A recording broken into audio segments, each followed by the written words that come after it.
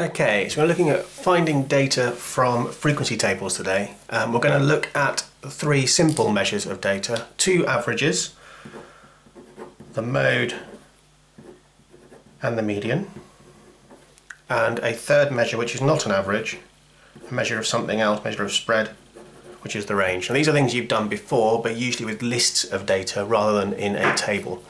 And you can get mixed up sometimes, which is why it's just useful to go through it. So you should know the mode is the data type or data that's there the most often. So the item that appears the most in a list, but if there's no list, how could you find that? Well, the trick here is to remember what the word frequency means. That's just a count of how many times it appears. So the largest number here will be the largest count, and that's 7 in this case. So 7 times this happened, and that's the most. So the modal number of pencils in a pencil case in this class is apparently 4, which I think is unlikely for any class I've taught, but there you go. So the most common number of pencils in a pencil case is 4. It happens to be the largest number here, but that's not why, it's because of this one. If we look at this card player, here we can see the highest frequency is 16, so the modal score is 14 points per hand, and this is 5 pencils. So that's quite easy to read off, because it's just the largest thing. The range is also pretty easy to read off. So the range is the spread of data, how far apart it spreads. And here we can see the least number of pencils in a pencil case is 0, some students turn up with none, and the most is 4. So the spread between those is 4 take 0, which is 4. So that is fairly straightforward. Here, the lowest score this player had was 10, which is unbelievable, and the highest is 18. So that means that their range is 18 take 10, and that is 8 points per hand. Okay, so that's the two easy ones. Now the median is a bit tricky. It's the middle value of a data set when they're in order. Now because they're in a table, they're kind of already in order. All the zeros are first, all the ones, then all the twos. But because we haven't got them all written out, knowing exactly where the middle is tricky. Okay, so what we need to keep track of is how many items would be in this list if we listed it out all together. So if we add all these up, we get how many items, the total number of items in this list, and I think that is 25. So this, if I were to list out all the people in this class with their numbers of pencils, there'd be 25 people in the class. So the middle person would be in the middle of this 25.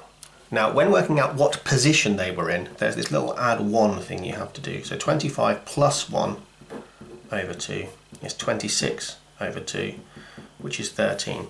So that means the middle person is in the 13th position. They're not number 13, they haven't got 13 pencils in the 13th position. And that you can see because 25 has 12 at the front, 1 in the middle, and 12 at the back. So this is 13 people, and this is 13 people, and the 1 in the middle is number 13 from both ends. So 5 and 5 means that's 10 people so far. And then this is 13 people. So person number 13 is one of these people with 2 pencils.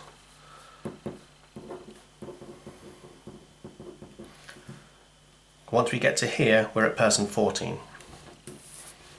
Now this will take a little bit longer, and I've already got my calculator out to start with to add all these up.